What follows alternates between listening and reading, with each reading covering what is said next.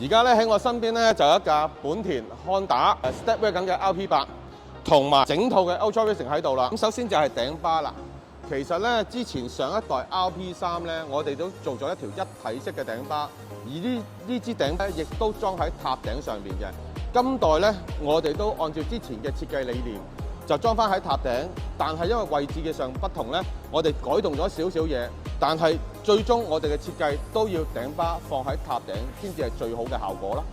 好啦，跟住到底部分啦，底部分咧就係呢5件，呢個咧就係頭底第一支嘅嗰個底巴啦，裝喺最前嘅。好啦，到呢個4點式嘅底架啦，其實咧呢個嗰個設計咧類似上一代。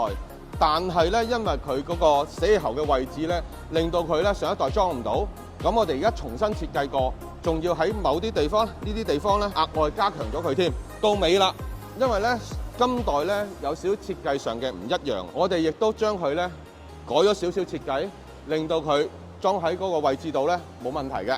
跟住呢條咧，可能大家都知道啦，防傾桿，俗稱蝦鬚嘅呢個咧，對於車嘅操控係好緊要嘅。佢可以咧減少架車好浮或者好側嘅感覺啦。到最後尾啦，呢條咧就裝喺尾震上面嘅。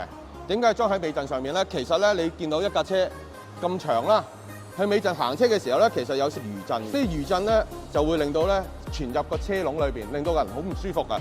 咁呢支巴咧就將佢2支震駁住咗佢，咁就好似橋咁嘅形式，咁令到整架車咧變成一個整體，你行車嘅時候咧就會舒服好多噶啦。